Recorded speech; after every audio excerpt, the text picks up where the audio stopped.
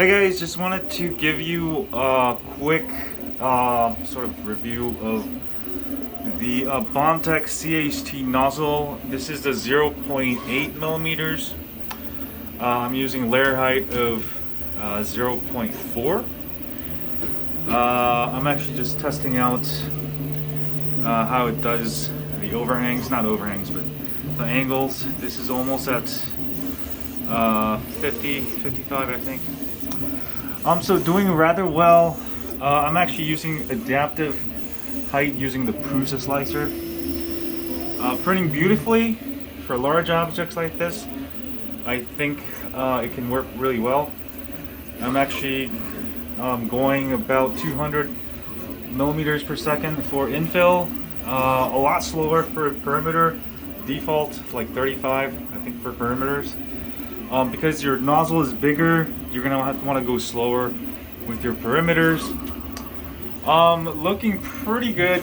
I have the retraction set to almost 6 millimeters. Just because it's a bigger nozzle, so you're gonna need like double the retraction settings of 0.4 millimeter. Absolutely no issues with the flow. I don't have problem with the flow anywhere. The only problem I have is just the printer just can't keep up. That it just physically can't go that fast. I've been testing the 0.6 nozzle. It's been working really well. I got it really dialed down.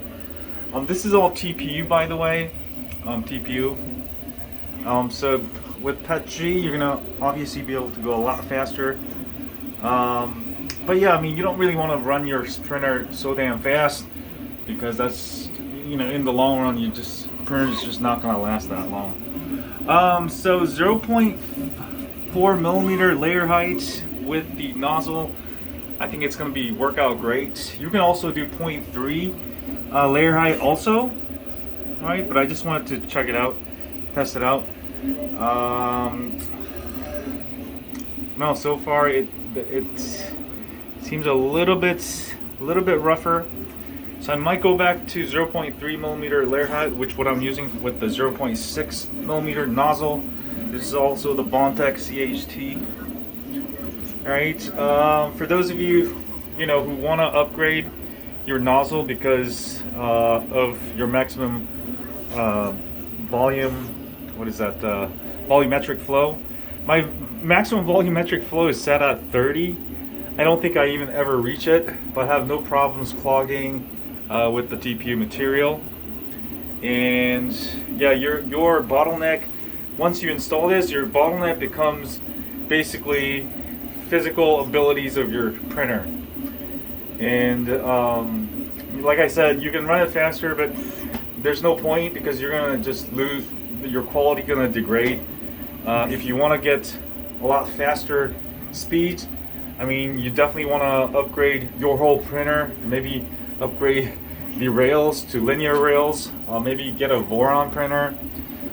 There are physical limits to this printer, and the Bondtech will allow you to maximize your speeds, but it's not going to actually allow you to go faster than a certain amount, just because there's limits to this Cartesian Prusa printer.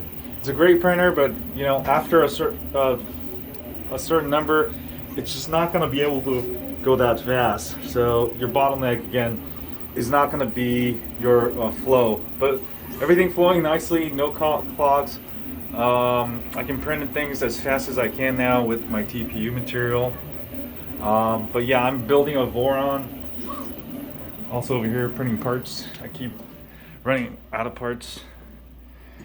So I got the legs installed, and yeah, hopefully this is gonna be my new workhorse. Horses. Anyway, yeah, I just want to give you a quick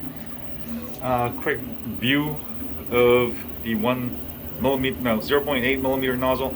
I tried the 1 millimeter. I mean, it just looks really rough. I think it can be good for very rough prototypes and stuff, but my favorite is the 0.6 millimeter nozzle. I'm gonna actually try to print this using 0.3 millimeter layer height. That might also work too. One thing I like with this one is very, very strong. You can use very little perimeters, a lot less infill. Like if you're using 20% infill, you can use 15% and get the exact same strength. I mean, look at how thick those doggo infills are. Anyway, have a great day, folks. Have a great weekend.